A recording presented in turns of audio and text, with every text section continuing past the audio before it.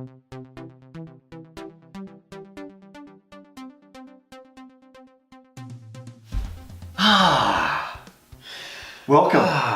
Welcome back. Welcome back, Nick. Good to be back, Adam. We are back in the Earth's the Mastery podcast. We are the first and we believe only short form podcast on money where we give you little bite-sized ideas to take back and chew on, to share with your friends and family, and ultimately to help you pursue the mastery of money. Mm-hmm. That is the purpose of our podcast. Yes. Yes. Yeah, and really. uniquely enough, today's show is about purpose. Yeah, right. And money. And money. Oddly enough, it's money and purpose today. Money and purpose. So guide us, Nick. Tell us where we're going today. Yeah, so, ultimately, we just recently, and I think in any sense, you don't necessarily need a particular day like Earth Day to really be conscious and aware of where we're spending our money and how, we're leaving a blueprint or footprint on the earth. Yep. But what I was really interested and curious about was when taking that idea and looking at, where is my money going? Right. Is it aligned with my spending? For sure.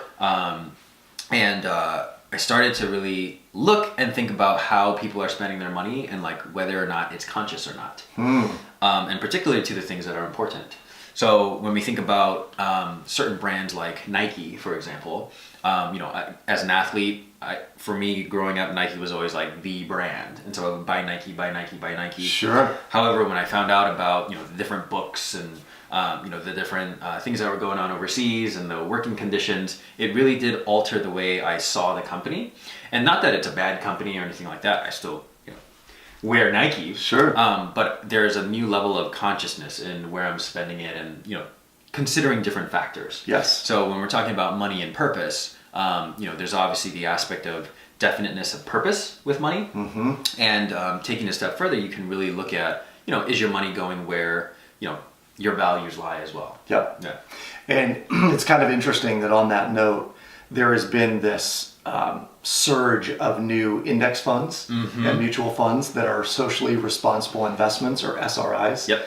So if you are someone who maybe only wants to invest in companies that are eco-friendly, you could do that. Mm-hmm. If you want to invest in companies that, from a social responsibility standpoint, support LGBTQ advancement, you could do that, right? Using those investments. So it's really interesting for those that are super conscious of where their money goes. Yep. They're starting to steer their investments that way as well. And a lot of these companies do really, really well. Yeah. Like there's a lot of wind farm companies, solar farm companies that are doing exceptional things on the investment world. Yeah, 100%. And it's kind of like an access point to the social responsibility investing. There's Betterment, which is an investing platform. They actually have funds specific to the SRIs. Right. I know a lot of people on college campuses or after presentations will say, how can I actually invest in these? Because I don't know where to look. And there's actually a fund particular to that. Yeah. On the opposite side of the spectrum, there are funds that are what's called like vice funds, right? Yeah. It's, the smoking, Alcohol, drinking, alcohol, that whole industry. Totally. And so I thought it was just very interesting and, bringing awareness to, what's important to you will actually, I can always tell what's important to people based on where they spend their money. Yeah. For me it was coffee, but clearly it's not that important. Do you have investment in Starbucks by chance? I do. Yes. Do you own some Starbucks stock? I do. Okay, good. Yeah. Yeah, that's one of those things that I'm always intrigued by, is asking people, what do you invest in? And if it's something that they're using. So when I started my kids on investing, we don't really necessarily talk about socially responsible investing as much as, well, what are the products that you might use? Yeah. And so my kids are invested in Hershey's. My daughter is, because she loves chocolate. Yep. My son in Casey's, because he loves Casey's Pizza. It's a convenience store that sells great pizza. My other son bought Microsoft because he loved Minecraft. And so he was buying that.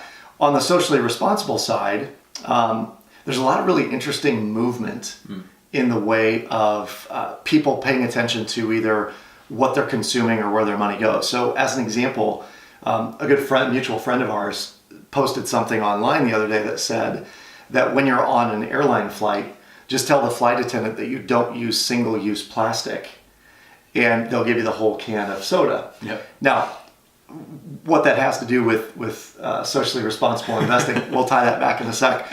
But I think people are becoming more and more aware. So a friend of mine said he wouldn't invest in Starbucks because there's so much packaging that Starbucks uses and wastes. So if you imagine going to Starbucks and you buy something from the bakery, Yep. right? It comes in a plastic sleeve. They take it out of the plastic sleeve, put it in paper. There's napkin. There's like 3 different levels of trash that's created from one piece of food, which I thought was kind of interesting that he was just like, no, I won't do that because they're adding to the environmental waste. Yeah, good point. Good point. I'm trying to think. I remember when you're talking about your kids. I remember when I was a kid, it was not too long ago. Yeah, that was last year. My dad and we went to a Nike outlet store. And, there's obviously deals for the outlets and whatnot. And I remember my dad asked he was like, hey, are there any discounts on this? And it says this percentage off. And he said, he wanted to know how much this outlet store did in terms of revenue on a monthly basis. And the person was like, oh, I'm sorry, we can't disclose that information. Or I quite frankly didn't think she knew. Yeah. And nothing against her, but just that. Yeah. Who comes into an outlet store and asks? Right? I know, exactly. And then my dad said, well, what if I'm a shareholder? Oh. And so obviously I own Nike, my grandpa owned Nike, my dad's owned Nike. So, and then he asked, I was like, oh, well, if we're a shareholder, I want to know. And that was the first time I realized, like, wow, you can, to your point, if there are things that you like, if there are things that are important to you, for example, for me, Apple, like I have all Apple products. Right. And so I have Apple because I use the products. Same with Nike. So it's like, I can be a consumer, or I can also, in one world, also be an investor in the company. Yeah. So I like to go around and also say, I'm an investor in multiple companies. I definitely Nike, hold some shares. Starbucks. Yeah. I should tell that to my son so they can start saying, I'm an investor in several companies. Yeah. Microsoft, Snapchat. Yep. Exactly. They were an early stage investor in Snapchat. They invested like 6 months ago. Yeah, that's funny. That's very cool. That whole idea of being socially responsible, though, my grandfather was one of the first ones to alert me to that because he was super fond of Costco. Okay. And mainly because now Costco produces a lot of waste, so I don't know how we can reconcile that. But for him, it was about how they treated their employees. And like if you were to compare Costco with Sam's Club. It's vastly different what the employees of Costco make versus the employees of Sam's Club make. And he said he would never invest in a Walmart type company or Sam's Club because of what they've done to small communities and what they pay their people and all of that, where Costco takes good care of their employees, pays them livable wages, et cetera, et cetera. Yeah. As you're sharing this, I think and especially for explorers and listeners, I think, there's no right way, right? Things are important to some people and things are not important to other people, and there's no, particular way we're not telling people to do things, right? But it's just a new level of awareness to look at, is my spending aligned with my values? Is it going towards causes or, things that I really support or not? And for some people, it's, not even a consideration. It's like, I like Starbucks because I need coffee in the morning. Yes. And that's the one that's open earliest. Right. But I think it's an interesting conversation, if we take it a step further to look at the social responsibility or even just the consciousness of, where our money is going. Yep. So here's the challenge for the end of the show is to begin paying very close attention to your spending and questioning yourself, is your spending aligned with your values? Are you spending and investing money where you believe it should go as it relates to what you value in life? So if that's, as one final parting example, a friend of mine recently heard that the CEO of a major hobby store had made a comment on gay marriage, that was against gay marriage. And they said in that moment, they were like, I'm never shopping there again. And that is what we're talking about in terms of your money and what you do with your money, spending and investing. Are you using it in the way that your values would suggest you use it?